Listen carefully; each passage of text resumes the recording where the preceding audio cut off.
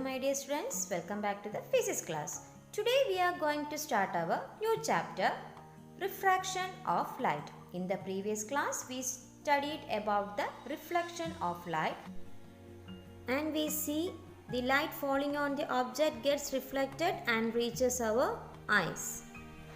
And today we are going to start our new chapter, that is the next property of light, that is refraction of light. So let's start the chapter with a question. What can happen when a beam of light incident on the surface of any object? Let's see. When a light beam is incident on any surface, a part of the light can be reflected by the object. A part of the light can be transmitted, that is, it may pass through the object and get out from the other side, and a part of light can also be absorbed by the object. The amount of light reflected, absorbed or transmitted depend on the material that the object is made up of. If an object is opaque, then it will absorb and or reflects most of the light back. If it's transparent, more light will be transmitted. So let's see an example for both opaque object and transparent object. The surface of a mirror is shiny and opaque and most of the light rays are reflected from it. On the other hand, glass is a transparent object. It will transmit most of the light. So in simple words, we can define refraction of light as the bending of light when it travels from one medium to another. That is, if it is incident at this angle, it goes through at another angle. So this is not the exact definition of refraction. We can define it through an activity. Fill 3/4 of a transparent vessel with water as shown in this figure. Add 1 or 2 drops of milk into it. Fill the portion of the vessel above water with smoke. Then close the vessel using an OHP glass sheet. Allow the light from a laser torch to pass through the water as shown in the figure.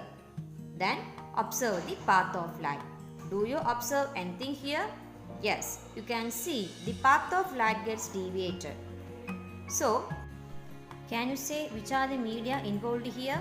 Yes, air and water. Air and water are the media involved in this activity. And here, what happens to the path of the light? Yes, it deviates. The ray of light entering water undergoes a deviation at the point on the surface where the media gets separated. So from this we can understand that the deviation of the ray takes place at the plane of separation of the media. Does light pass through all the media at the same speed? So let's see. Next topic, speed of light and optical density. Here you can see a table which contains the medium and the speed of light through that medium.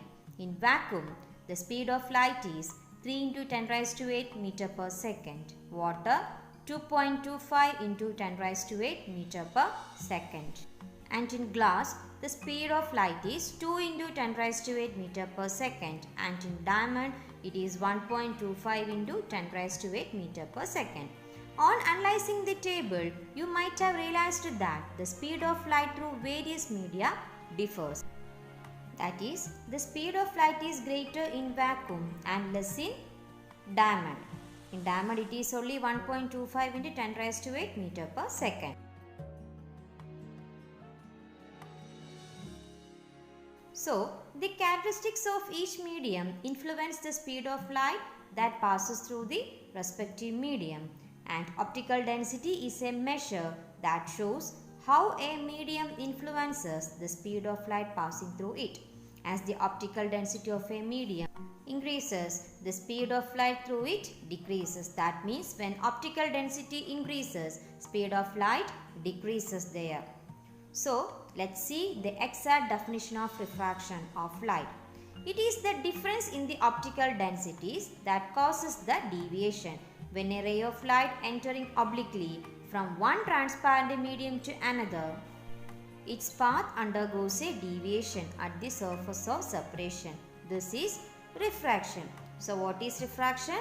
When a ray of light entering obliquely from one transparent medium to another, its path undergoes a deviation at the surface of separation. This is refraction of light. So students, that's for today. We will continue in the next class more about refraction.